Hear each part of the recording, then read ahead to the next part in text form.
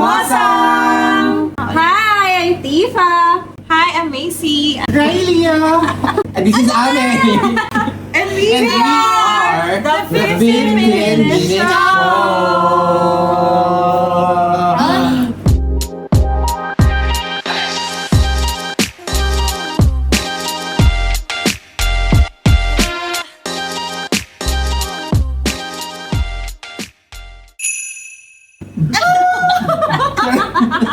Bakla ka ng taon. Okay, so anong topic ba natin for today's video? Ang topic natin for today, mga kapamilya. Ay, bakit ganyan? Ano nga ba topic natin? Dedicated para sa ating mga viewers sa labas ng Pilipinas, sa ating mga OFW. Tribute, ganon. Tribute? Ay, hindi, siguro it's more of like, hindi a Ano ba? tribute. Ano nategi sila? Hindi ka. And it's more of like, siguro appreciation video for them. Dedicated. Kasi Ako yung tribute. ano naman ako, I was, Ito OFW kasi itong ano na, isa nating kamosang Hindi, nag-work ako sa Korea. O dahil dyan, ikaw na unang mag-share. Ano mang si-share Sana ka? pala natin yung ano. Ay, wait lang. Hindi, experience mo kaya, experience mo sa Siguro it's more of like, Wait lang. Ano ko na? Start ko Timer. na. Ayaw nga pala. Sige, mag-umpisa ka na. Ikaw! Kasi una ka. Ako ba? Kasi So, sa akin siguro, gusto ko lang i-appreciate yung mga OFW ko na napatuloy na lumalaban. Charis! Totoo naman. Hindi, Mahirap ano nga, parang syempre malayo sa pamilya, mahirap nga naman talaga yon. Tapos parang may struggle kasi doon, bukod dun sa physical exhaustion, andun din yung, yung emotional na pati parang, mental, no? malayo ka sa pamilya mo. Lalo na sa mga OFW na mayroong mga anak at pamilya. Sila kasi yung medyo vulnerable sa, alam mo yun, sa emotional damage siya somehow.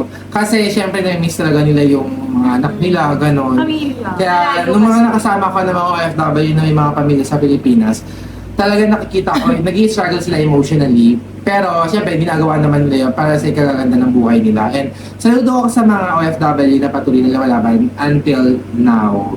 Para sa ekonomiya ng Pilipinas. And I thank you. Saan na po kayo Pero wait lang, nag-start? what were your struggles before? Kasi ako, di ba, syempre single naman ako. Yung struggle ko talaga is that yung more of like myself, Self-pity ka. no, hindi naman. Kasi syempre sa Korea hindi naman siya English country. So, language barrier. So, language barrier. It's more of like sariling struggle everyday. Hindi naman ako masyadong Nag-iba ba? Nag-struggle dun sa emotional na dahil merong detachment from the root where I used to live in. Pero kasi naging struggle ko lang talaga is yung paano ko ilalaban day by day kasi mahirap makipagsapalaran sa hindi English country kasi nga ang hirap ng communication with the Pero madami na, locals. di ba marunong mag-English sa Korea? Actually hindi kasi nabuhay talaga. Parang tumira ako sa Korea so parang marami Ilang years ka doon, share mo sa kanila? for 6 years. 6 years. So marami naman ako nakausap na Koreans pero hindi naman sila talaga marunong mag-English karamihan. Nasa city Konti ka ba? lang. Nasa city ka ba nun? Oo, di ba nakatira ako Sa malapit Seoul? sa Seoul. Ah. Sa Incheon malapit. So, ayan, wala masyado na nag-i-English. Swerte ka kasi language barrier parang naging ang major na adjustment. Na problem ko. Pero yung struggle mo, nag-iba sa Pilipinas sa yung nasa Korea ka or nadagdagan lang ng language barrier? Paano, ulitin pa ulit. Parang iba ba yung In terms ng struggle? lifestyle Oo, or nag-iba ba yung struggle sa Pilipinas? Siyempre, walang language barrier dito ka. Di, I mean, kasi nga Di, may language barrier tayo ngayon. Hindi ba? Hindi, linawin mo kasi yung question. Oo nga. Hindi, ibig ko sabihin na iba ba yung struggle mo doon? Yung nasa Pilipinas ka pa? Aside sa language barrier. Halimbawa, nandito ka sa Pilipinas, hindi ka naman masyadong struggling sa sa pamumuhay mo, everyday. sa Oo. everyday Pero pagdating dun sa Korea, nag-times 2 yung struggle mo. Well, sa work kasi, kasi dito sa Pilipinas, bago ako Abroad. nag-abroad, Siyempre call center agent tayo. So office ang atake natin. So, 8 hindi siya, hours, oh, 9 nakaupo lang hours. din, tapos tamang chika lang. Hindi physical. Oo, hindi siya physical Tama, kineso. Hindi siya physical kineso. Kumaya parang hindi ako na-exhaust sa physical.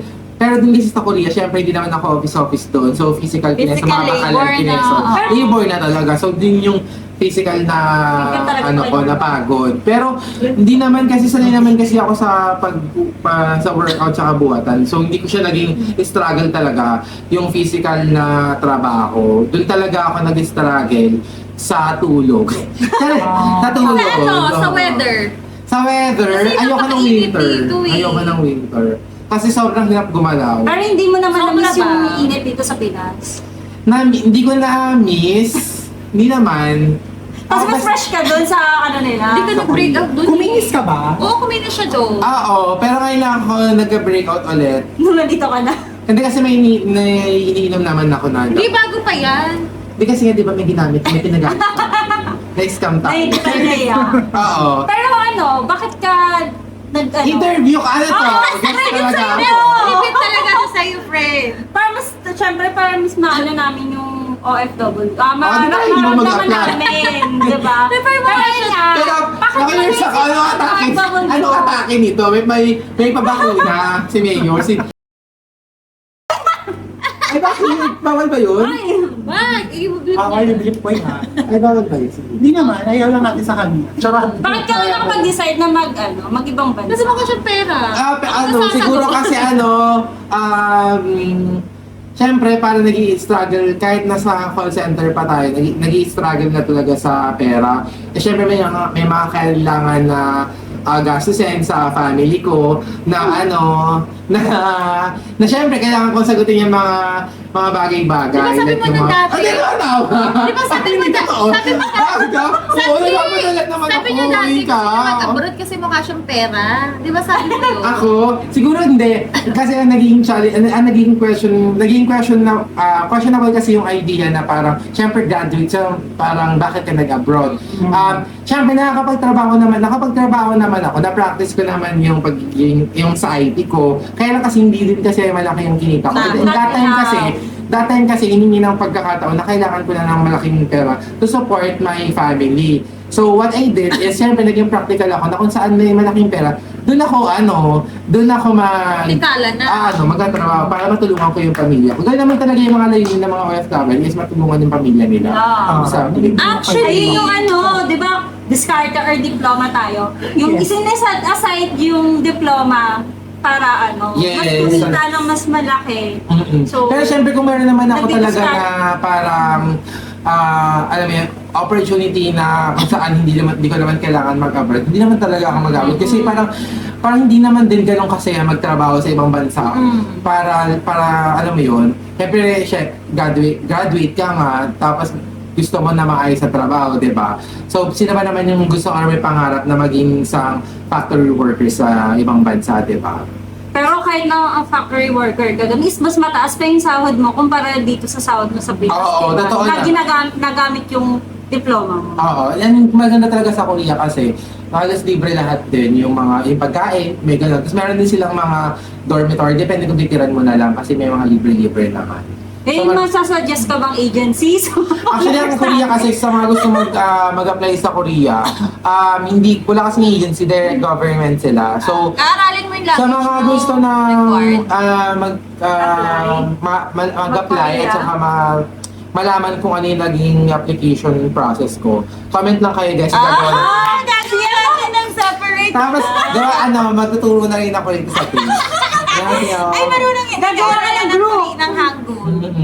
Sample Ano na! ako? Pili ko magsasalita na Magsample siya. ka nga dyan. Ano pa masabi natin sa kanya? Hi, Hello, mga kamosa. Hi, ako si Ame. Oo. Maganda ako, Please, ganun. like yung gano'n. Like our page, gano'n. Invite me. Mag-like na lang kayo, next time na lang ang gawin niya. Na-pressure tuloy ako. Kaya. Oo, ikaw na, anong masabi mo? Ako meron akong yung iba kasi, number one kasi talaga na reason kung bakit pinipiling mag-abroad tapos i-sacrifice na makasama yung family. Siyempre, opportunities naman talaga. Sahod talaga. Oo, yung opportunities mas dun sa bansa pupuntahan nila, mas maganda kaysa yung nandito sila kaya sinasacrifice. Oh, kasi di ba may plan ka before na mag-OFW? Then sa New Zealand. Oo, mahirap kasi makapasok dun. Oo. Oh, kung gusto Need nyo ng visa, no? Kung gusto Pero nyo gusto na yung malaman kung ano ba yung naging drive mo. Bakit gusto mo nga bang pumunta ng ibang bansa? ayun nga. Kasi bukod sa magandang opportunities, yung paano ba, kung paano itrato yung citizen, yung benefits ng mga citizen, yung mga free healthcare, Akala ko gusto mo mga Yung ganda ng government nila.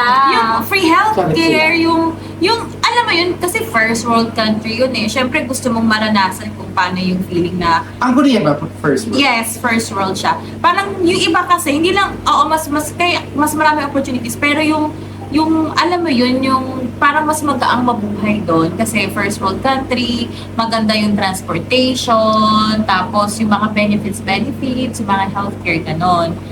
So Ayun. technically, kaya gusto mo pumunta doon dahil gusto mo maranasan Mas maganda yung life. yung may ibigay ng quality of government. life. Oo, mas maganda yung quality of life.